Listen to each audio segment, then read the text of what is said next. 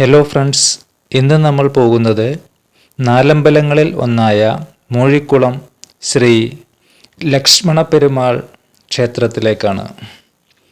എറണാകുളം ജില്ലയിൽ ആലുവ താലൂക്കിൽ പാറക്കടവ് ഗ്രാമപഞ്ചായത്തിൽ മൂഴിക്കുളം ദേശത്ത് ചാലക്കുടിപ്പുഴയുടെ തീരത്ത് സ്ഥിതി ചെയ്യുന്ന അതിപുരാതനവും ചരിത്രപ്രസിദ്ധവുമായ ശ്രീ ലക്ഷ്മണ പെരുമാൾ ക്ഷേത്രം. ലക്ഷ്മണ പ്രതിഷ്ഠയാണെങ്കിലും വിഗ്രഹം മഹാവിഷ്ണുവിൻ്റേതാണ്. മധ്യകേരളത്തിലെ നാലമ്പലങ്ങളിൽ മൂന്നാമത്തെ ക്ഷേത്രമാണിത്. തിരുവിതാംകൂർ ദേവസ്വം ബോർഡിൻ്റെ കീഴിൽ ആണ് ഈ മഹാക്ഷേത്രം.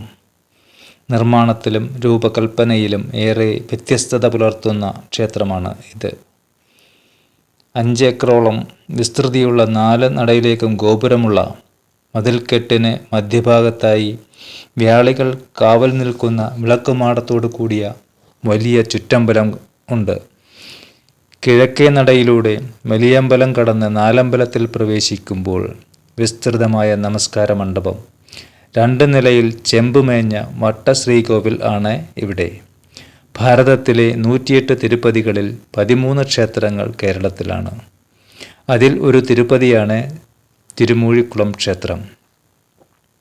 108 വൈഷ്ണവ ക്ഷേത്രങ്ങളിൽ ലക്ഷ്മണസ്വാമിയുടെ പ്രതിഷ്ഠ ഇവിടെ മാത്രമാണ്.